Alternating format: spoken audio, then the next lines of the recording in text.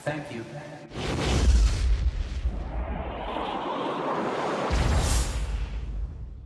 Halo semuanya, selamat datang kembali di channel Ruang Film, sebuah informasi untuk kalian penikmat konten spoiler. Oke, akhirnya kita sampai juga ke pembahasan film terakhir dari Alien Universe, yaitu Alien Resurrection. Di ending film ketiga, kita sama-sama tahu bahwa Ellen Ripley tewas mengorbankan dirinya jatuh ke dalam tungku perapian. Hal itu dilakukan agar si ratu alien yang berada di dalam tubuhnya tuh nggak lahir. Namun rasa ingin tahu manusia akan organisme alien belumlah selesai. Mereka terus melakukan berbagai upaya untuk melahirkan kembali alien-alien tersebut. Dan bagaimana ceritanya? Mari kita langsung masuk aja ke pembahasan filmnya. Di awal film kita diperlihatkan sebuah kapal induk raksasa melayang di angkasa bernama USS Auriga. USS Auriga merupakan pusat penelitian medis militer milik pemerintah. Saat ini adalah tahun 2379 atau tepatnya tuh 200 tahun sejak Ripley tewas di film Alien ketiga. Kapal angkasa tersebut membawa 7 orang ilmuwan dan 42 orang kru lainnya termasuk tentara. Para ilmuwan ini sedang melakukan sebuah eksperimen, yaitu membuat kloningan Ripley. Setelah dirasa cukup sempurna, mereka membawa kloningan tersebut ke meja operasi. Dari dalam tubuhnya, mereka mengeluarkan seekor ratu alien xenomorph. Setelah selesai, kepala ilmuwan yang bernama Wren memerintahkan mereka untuk menjahit bekas operasi dan akan membiarkan kloningan Ripley tetap hidup. Kloningan Ripley ini adalah hasil percobaan ke-8 jika kita melihat nomor angka pada lengannya. Seorang ilmuwan yang bernama Gediman memastikan bahwa Ripley dalam kondisi sehat walafiat. Dan by the way, Gediman ini diperankan oleh artis Brad Dourif yang memerankan Charles Lee Ray dalam serial Child's Play.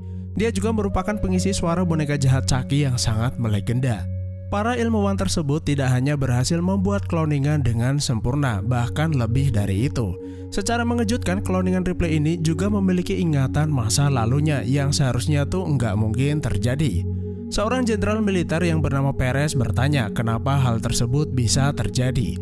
Ilmuwan mengatakan bahwa mungkin saja disebabkan pengaruh persilangan genetik antara alien yang berada di dalam tubuhnya. Apa yang dilakukan ilmuwan tersebut secara nggak langsung menghidupkan Ripley kembali. Meskipun manusia cloning, namun secara ajaib dia tuh memiliki ingatan masa lalunya. Para ilmuwan juga mendapat bonus seekor ratu alien yang sebelumnya memang ada di dalam tubuhnya. Selain itu, ada kemungkinan Ripley mewarisi sifat-sifat atau kekuatan yang dimiliki alien. Hal tersebut terbukti kalau luka jahit di dadanya sembuh dengan sangat cepat. Selain itu, Ripley yang baru saja dibangunkan itu sudah berada dalam kapasitas manusia dewasa. Perez dan para ilmuwan kemudian pergi ke ruang penelitian di mana ratu alien itu dikurung. Seperti yang kita tahu kalau alien xenomorph memang tumbuh dengan sangat cepat. Wren berkata bahwa beberapa hari lagi ratu alien tersebut akan bertelur. Dia juga meminta Perez mempercepat pengiriman kargo yang mereka pesan agar penelitian dapat dilakukan dengan segera. Lalu di ruang makan, Ripley bertanya kepada Gediman mengapa ia bisa hidup kembali. Gediman berkata bahwa mereka menggunakan sampel darahnya yang ditemukan saat berada di planet Fury. Ripley berkata bahwa orang-orang perusahaan sangat ceroboh, mereka tidak akan pernah bisa mengendalikan alien-alien tersebut. Lalu Wren menjelaskan bahwa kini pihak militer pemerintahlah yang menangani penelitian tersebut, bukan perusahaan Weyland-Yutani yang dikenal akan keserakahannya. Lalu scene berganti ke sebuah pesawat barang yang sedang menuju USS Auriga. Pesawat itu berisi 6 orang kru dan dipimpin seseorang yang bernama Elgin. 2 di antaranya adalah wanita, seorang merupakan kekasih Elgin dan seorang lagi gadis cantik bernama Cole. Mereka ini adalah pihak yang membawa kargo pesanan Jenderal Perez. Kargo yang mereka bawa ternyata berisi manusia yang masih hidup namun dalam keadaan terbius. Dan ternyata Jenderal Perez ini secara diam-diam melakukan transaksi ilegal kepada Elgin dan membayarnya dengan sangat mahal. Hal itu ia lakukan gak lain adalah untuk melanjutkan penelitian mereka. Orang-orang itu dimasukkan ke sebuah tabung kaca dan di hadapannya tuh diletakkan telur-telur yang baru saja mereka dapatkan dari ratu alien. Kelakuan para pejabat itu benar-benar gak ada akhlak. Mereka menjadikan manusia itu sebagai inang untuk melahirkan beberapa alien xenomorph. Para ilmuwan pun sebenarnya nggak tega, namun mereka harus menuruti apa kata pejabat. Elgin dan anak buahnya untuk sementara akan istirahat di USS Auriga. Mereka mendatangi Ripley yang sedang bermain basket. Lalu salah satu dari mereka yang bernama Johnner mencoba menggodanya. Ripley yang gak tertarik lalu menghantamnya dengan bola. Rekannya yang bernama Christy terpancing emosi lalu memukul Ripley dengan sebuah barbel. Ripley tidak merasakan sakit, bahkan hanya sedikit terluka, dan dengan mudah Ripley pun mengalahkannya. Rumor mengenai Ripley yang mewarisi sifat-sifat alien benar adanya. Darah yang ia miliki itu mengandung cairan asam keras, meskipun tidak sekuat cairan asam milik Xenomorph. Sehari kemudian, setelah beberapa alien Xenomorph lahir, Gedimon memeriksanya. Meskipun baru saja lahir, mereka terlihat sangat agresif. Gedimon lalu memperingatkan alien Xenomorph tersebut dengan semprotan nitrogen agar alien itu tidak bertingkah. Kemudian setelah orang-orang beristirahat, kru Elgin yang bernama Cole diam-diam menuju ruangan di mana Ripley dikurung.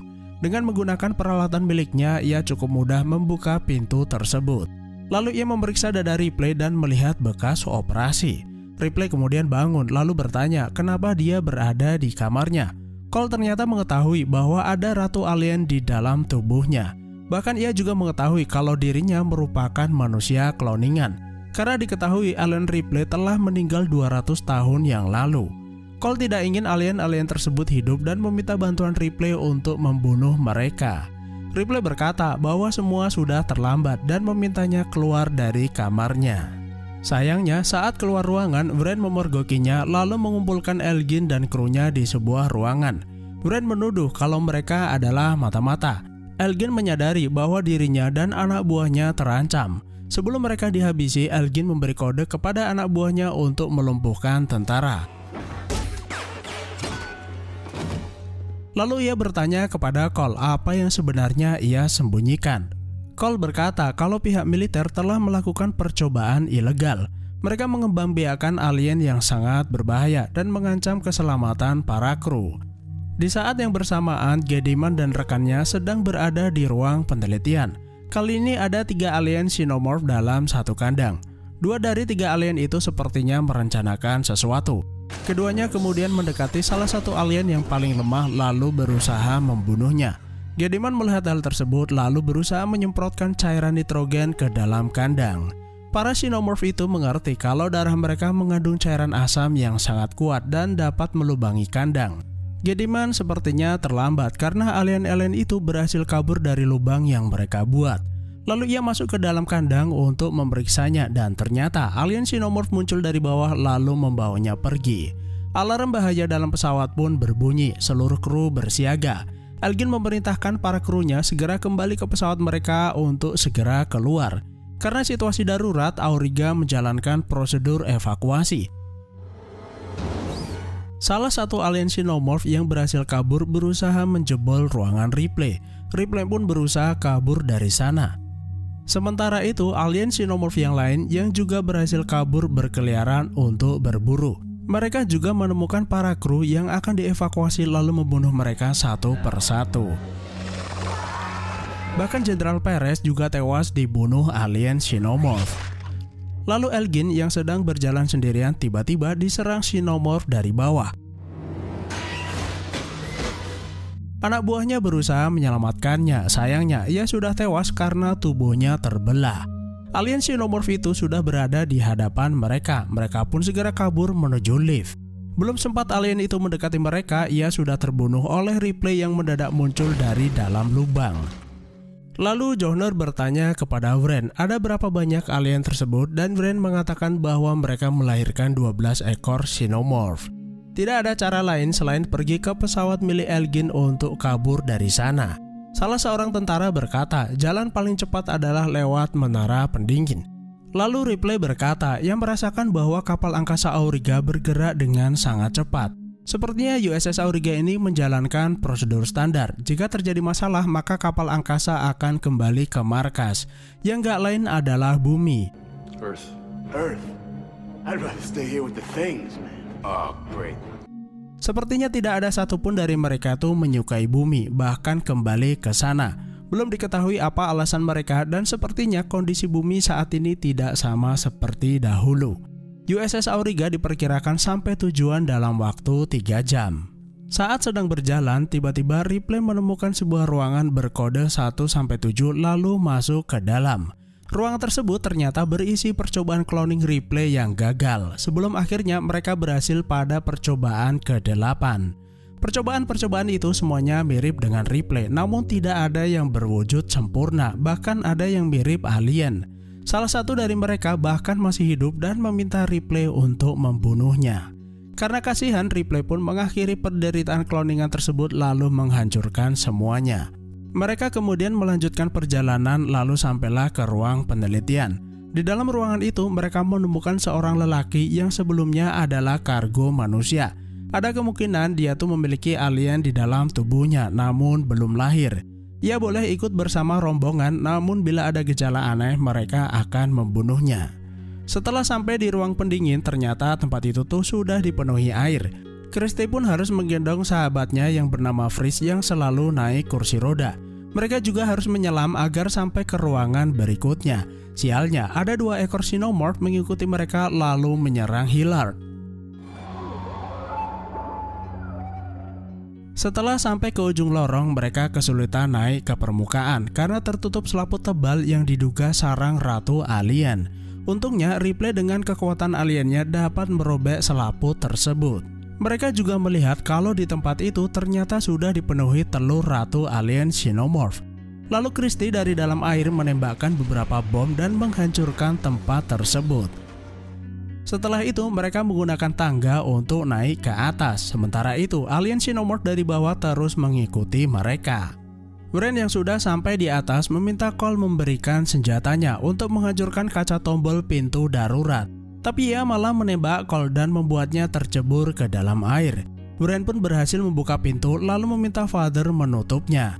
Wren ternyata pribadi yang sangat licik. Ia membiarkan rekan-rekannya dimangsa alien. Sementara itu, Xenomorph berhasil menangkap Freeze, lalu alien itu menyemprotkan cairan asam ke arah Christie yang membuat pegangannya terlepas. Untungnya, Freeze berhasil berpegangan sehingga mereka tidak jatuh ke bawah. Johnner kemudian menembak alien tersebut dan berhasil membunuhnya, namun sayangnya tubuhnya tuh masih tergantung pada kaki Christie. Christie tidak ingin mereka berdua jatuh ke bawah lalu melepas ikat pinggangnya. Christie pun mengorbankan diri dengan harapan Freeze sahabatnya tuh tetap hidup. Lalu sesuatu yang gak terduga terjadi. Tiba-tiba Cole yang sebelumnya tertembak dan jatuh ke bawah muncul dari balik pintu menyelamatkan mereka. Ripley curiga terhadap Cole mengapa ia masih hidup lalu memeriksa tubuhnya. Dan ternyata Cole ini adalah robot android. Cole adalah robot android berjenis Auton yang juga dibuat oleh para robot. Robot jenis ini diketahui adalah jenis robot pembangkang dan menolak diperintah. Bahkan saking miripnya dengan manusia, siapapun tidak akan mengetahui kalau ia adalah robot. Auton dianggap produk gagal dan perusahaan melakukan penarikan besar-besaran terhadap robot jenis tersebut. Namun Cole berhasil meloloskan diri. Lalu Johnner berkata, Cole adalah robot canggih generasi kedua. Seharusnya ia bisa mengakses server induk Auriga secara manual. Karena itu, Ripley meminta Cole menjalankan sistem penghancuran darurat. Namun sayangnya kapal angkasa itu hampir kehabisan bahan bakar. Sebagai gantinya, ia akan membuat Auriga bergerak sangat cepat lalu menabrakkan diri ke bumi. Dengan harapan alien-alien itu akan hancur bersamanya. Tabrakan diperkirakan akan terjadi kurang dari 1 jam. Kemudian Cole mengakses pintu lorong-lorong utama yang mengarah ke pesawat milik Elgin untuk memudahkan mereka mencapainya. Dan ternyata Wren sudah berada di sana dan Cole pun berusaha menghambatnya. Lalu Cole bercerita bahwa sebenarnya misinya adalah membunuh Ripley. Sebelum dilakukan penarikan besar-besaran oleh perusahaan, diam-diam Cole tuh mengakses file di server utama pemerintah. Ia mengetahui semua rencana kotor mereka yang melakukan cloning terhadapnya dan melahirkan ratu alien. Ia juga mengerti bahwa kecerobohan pemerintah akan menghancurkan peradaban manusia. Satu-satunya alasan ia melakukannya karena ia memang dirancang untuk menyelamatkan manusia. Setelah itu mereka segera menuju pesawat kargo milik Elgin. Lalu langkah mereka terhenti karena menginjak cairan lengket yang menempel di lantai. Ripley mengatakan kalau mereka sangat dekat dengan sarang ratu alien. Tiba-tiba, salah satu alien xenomorph itu membuat Ripley jatuh ke bawah. Cole melihat kalau Ripley jatuh ke sarang ratu alien. Tidak ada yang bisa ia lakukan lalu segera pergi dari sana. Setelah sampai ke pesawat angkasa, ternyata diam-diam Wren sudah menunggu mereka lalu menembak Purvis. Di saat yang bersamaan, alien yang berada di dalam tubuhnya tuh mendekati kelahiran. Sadar kalau dirinya diambang kematian, Purvis berlari ke arah Wren yang terus menembakinya. Ia langsung menghajarnya sampai tewas dan saat itu juga seekor alien xenomorph keluar dari dalam tubuhnya. Para kru langsung menembaki Purvis sebelum alien itu berhasil keluar. Sementara itu, Ripley saat ini sudah berada tepat di hadapan Ratu Alien. Gediman dan beberapa ilmuwan ternyata juga berada di sana. Ia menyaksikan bahwa alien itu telah bertransformasi. Sebelumnya Ratu Alien itu memang bertelur, namun kini ia akan melahirkan bayi alien langsung dari dalam rahimnya. Hal tersebut bisa terjadi karena Ratu Alien itu sebelumnya memang lahir dari tubuh Ripley. Dan perpaduan genetik dengan manusia membuat alien itu memiliki sistem reproduksi.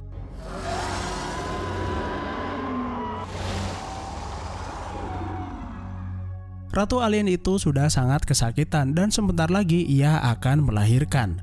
Semua orang yang berada di sana dibuat terkesima bagaimana alien itu melahirkan seekor bayi alien.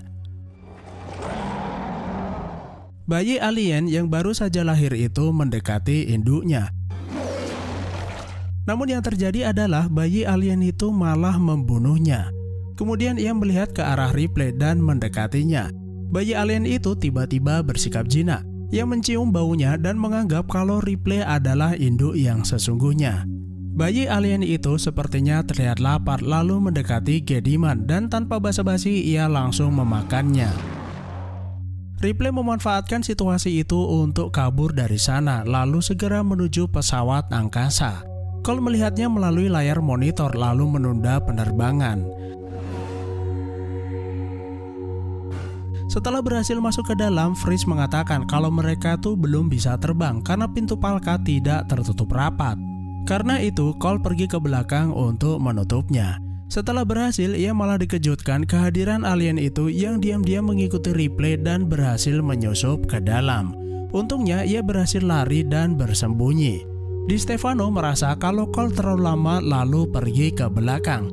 Ia tidak melihat Cole berada di sana dan tiba-tiba alien itu sudah berada di belakangnya dan langsung membunuhnya. Cole keluar dari tempat persembunyiannya untuk melihat kondisi di Stefano, namun sialnya dirinya malah ditangkap alien. Ripley merasa ada yang gak beres di belakang lalu menyusul mereka berdua. Ia melihat kalau bayi alien itu berhasil menangkap Cole dan hendak membunuhnya. Bayi alien itu menurut lalu mendekati induknya. Ripley mencoba mengalihkan perhatiannya, lalu ia sengaja membuat tangannya terluka terkena gigi alien. Setelah itu, ia melemparkan darahnya ke arah kaca jendela. Darah yang mengandung asam keras itu langsung melubangi kaca dan membuat udara di dalam tersedot keluar. Ripley langsung mencari pegangan dan bayi alien itu berhasil tersedot ke arah jendela. Bayi alien itu pun mengerang kesakitan karena secara perlahan tubuhnya hancur tersedot keluar.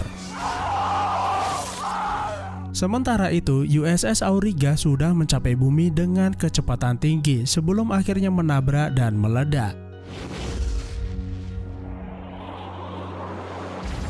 Untungnya, beberapa saat sebelumnya, pesawat kargo yang mereka tumpangi sudah berhasil keluar dari USS Auriga.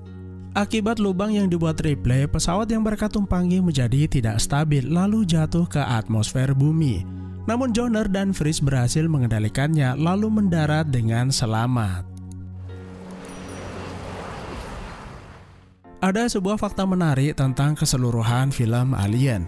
Sejak film Alien pertama baru kali ini diperlihatkan kondisi bumi namun sepertinya sudah hancur. Ya karena memang film Alien tidak bersetting di bumi. Menurut Ripley, kondisi tersebut jauh berbeda saat dirinya meninggalkan bumi untuk pertama kalinya. Tentu saja hal itu sudah berlangsung hampir 260 tahun lamanya kalau dihitung sejak kejadian alien di film pertama. Tidak dijelaskan mengapa kondisi bumi bisa sehancur itu, sedangkan Cole sendiri baru sekali ini datang ke bumi. Jadi memang tidak ada yang tahu apa yang terjadi. Lalu Cole berkata bahwa pihak pemerintah atau militer mungkin akan datang mencarinya, namun sepertinya Ripley tidak peduli dan film pun selesai. Itulah alur film Alien Resurrection yang menjadi penutup dari film-film Alien. Jika termasuk prequelnya, total film Alien 2 ada 6 dan tentu saja masih banyak misteri yang belum terjawab. Seperti mengenai asal-usul alien, kemudian sosok The Engineer yang dimunculkan di film prequelnya. Mungkin semuanya akan terjawab di masa depan jika sequel dari film ini tuh dibuat. Dan selalu ingat bahwa film itu tetaplah film yang dibuat berdasarkan cerita fiksi dan imajinasi sutradara. Terima kasih sudah menonton, sehat selalu buat kalian dan sampai jumpa di next video.